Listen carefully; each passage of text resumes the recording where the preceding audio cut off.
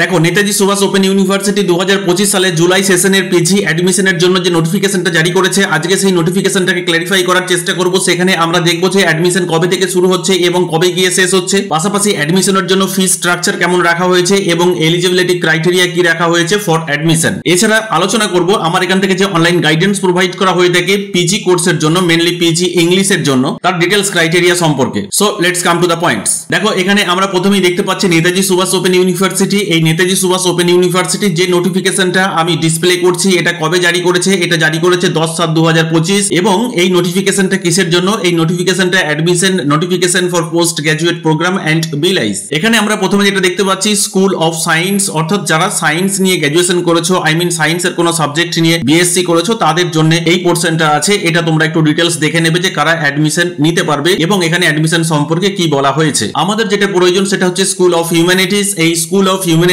এর আন্ডারেই আছে বেঙ্গলি এবং ইংলিশ। এখানে দেখো ইংলিশের দুটো জিনিস পাবে, একটা এমএ ইন ইংলিশ আর একটা আছে MA in English language teaching. এখন এই যে MA in English language teaching, এটা না করাই ভালো, চাইলে তুমি করতেই পারো, কিন্তু এমএ ইন ইংলিশ এটা কি পিজি ইজি যার কোড নেম, এটা লিটারেচার নিয়ে মাস্টার্স করা, কিন্তু এখানে এটা ল্যাঙ্গুয়েজ নিয়ে মাস্টার্স করা। এই যে পিজিইএল যেটা বলা হয়েছে এটা ইংলিশ ল্যাঙ্গুয়েজ নিয়ে মাস্টার্স করা, আর সিম্পল ইজি যেটা বলা হয়েছে এটা কিন্তু ইংলিশ লিটারেচার নিয়ে মাস্টার্স করা। এখানে দেখো দুটো ক্রাইটেরিয়া রাখা হয়েছে। যারা নন সিবিসিএস প্যাটার্ন থেকে পড়ে এসছে, অর্থাৎ এটা ওল্ড সিলেবাসের কথা বলা হয়েছে, যারা ওল্ড সিলেবাসে কিনা 300 নাম্বারের পাশের কোনো সাবজেক্ট মেনলি ইংলিশকে 300 নাম্বার রেখেছিল গ্র্যাজুয়েশনে, তারা মাস্টার্স করতে পারবে। এছাড়া যারা ইংলিশ অনার্স করেছে তারা তো করতেই পারবে। আর এই সিবিসিএস প্যাটার্ন এটা সম্পর্কে বলার কিছু নেই, বর্তমান তোমরা তো সিবিসিএস প্যাটার্ন থেকেই পাস আউট হয়ে এসছো। তাহলে এখানে আমরা দেখতে পাচ্ছি যে এলিজিবিলিটি যে ক্রাইটেরিয়া রাখা হয়েছে সেটা নন সিবিসিএস প্যাটার্ন বা নন সিবিসিএস প্যাটার্নে যারা গ্র্যাজুয়েট হয়েছে তাদের ক্ষেত্রে পাশে অবশ্যই 300 নাম্বারের ইংলিশ থাকতে হবে। এই সিবিসিএস প্যাটার্ন নিয়ে বিরাট বলার কিছু নেই। এরপরে দেখো এখানে দেওয়া আছে স্কুল অফ সোশ্যাল সায়েন্স, এটা আমাদের প্রয়োজন নেই, কেন কি আমি ইংলিশটা নিয়েই বললাম। এখানে আমরা দেখতে পাচ্ছি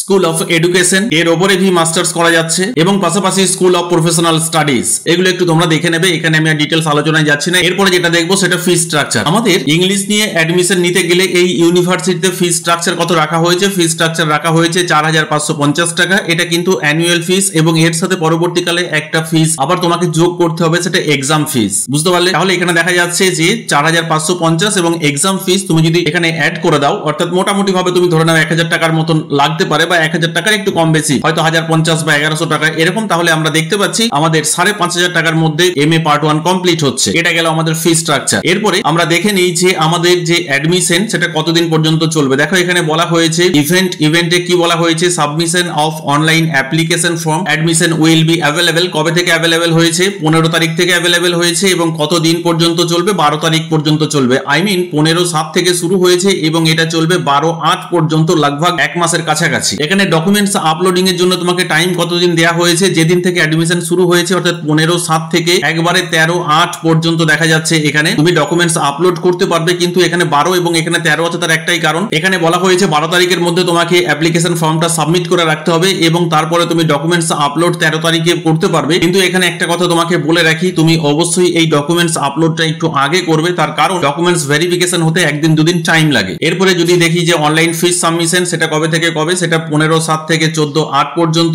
এর মধ্যে তোমাকে অনলাইন ফিস সাবমিট করতে হবে। এবং যদি অফলাইন করতে হয় তাহলেও সেটা এই 17 থেকে 14/8 পর্যন্ত। তার মানে এই যে যেটা লাস্ট ডেট ফিস সাবমিশনের ক্ষেত্রে সেটা একই আছে 14/8 এবং 14/8। আবার শুরুটা দেখতে পাচ্ছি 15 তারিখে তো শুরু হয়েছে, তুমি অফলাইন ফিসটা সাবমিট করতে পারবে 17 তারিখ থেকে। এখানে আমরা দেখতে পাচ্ছি অনেকটা টাইম দেওয়া হয়েছে, মোটামুটি এক মাস। আশা করি তোমরা যারা অ্যাডমিশন নেবে এর মধ্যে তোমরা অ্যাডমিশন প্রসেস কমপ্লিট করে ফেলবে। তাহলে এটা ছিল আমাদের অ্যাডমিশন নোটিফিকেশন। এরপরে দেখে নিই আমার এখান থেকে যে অনলাইন গাইডেন্স প্রোভাইড করা হয়ে থাকে সেই অনলাইন গাইডেন্সের ক্রাইটেরিয়া কি আছে। দেখো এখানে বলা হয়েছে about online class from here. আমার এখান থেকে যে অনলাইন গাইডেন্স দেওয়া হয় তার সম্পর্কে, classes through online mode, complete গাইডেন্সটাই কিন্তু অনলাইন মোডে হয়ে থাকে, সপ্তাহে 2 দিন ক্লাস হয়ে থাকে এবং এর জন্য যে ফিস সেটা মিনিমাম ফিস। পাশাপাশি পয়েন্ট নাম্বার 4, প্রত্যেকটা ক্লাসের যে মেটেরিয়ালস অর্থাৎ ক্লাস মেটেরিয়ালস সেটা পিডিএফ ফরম্যাটে দেওয়া হয়ে থাকে। নোটস এবং অ্যাসাইনমেন্ট অ্যাভেলেবেল, সেটা হার্ড কপি এবং পিডিএফ তুমি যে কোনো ফরম্যাটে নিতে পারো, তবে মেইনলি আমি এখান থেকে হার্ড কপি ফরম্যাটে দিয়ে থাকি এবং হার্ড কপির জন্য এক্সট্রা কোনো রকম কোনো চার্জেসের প্রয়োজন হয় না, বা অ্যাসাইনমেন্টের জন্য ভি কোনো রকম কোনো চার্জেস লাগে না। তোমাদের যে টেক্সট গুলো আছে প্রত্যেকটা পেপারের বিশেষ করে পোয়েট্রি পেপার, প্রত্যেকটা টেক্সটকে কিন্তু line by line word by word discuss করা হয়ে থাকে এবং সেই টেক্সটের যে ডিটেলস অ্যানোটেশন সেটা পিডিএফ আকারে দেওয়া হয়, প্রয়োজনে তোমাকে সেটা প্রিন্ট করে নিতে হবে। এখন ক্লাস কবে থেকে শুরু হবে? আমার এখানে যে অনলাইন গাইডেন্স আমি প্রোভাইড করে থাকি সেই ক্লাস কবে থেকে থেকে শুরু হবে, ক্লাস শুরু হবে নেক্সট মন্ডে, দ্যাট মিনস আমরা বলতে পারি 20/7/2025। আশা করি তোমার কাছে সমস্ত ব্যাপারটাই ক্লিয়ার হলো। যদি এখনো পর্যন্ত মনে হয় যে এই জায়গাটা ক্লিয়ার হলো না, তাহলে তুমি ডেসক্রিপশন বক্সে এবং স্ক্রিনে যে কন্ট্যাক্ট ডিটেলস দেওয়া আছে তার মাধ্যমে যোগাযোগ করতে পারো। Thank you.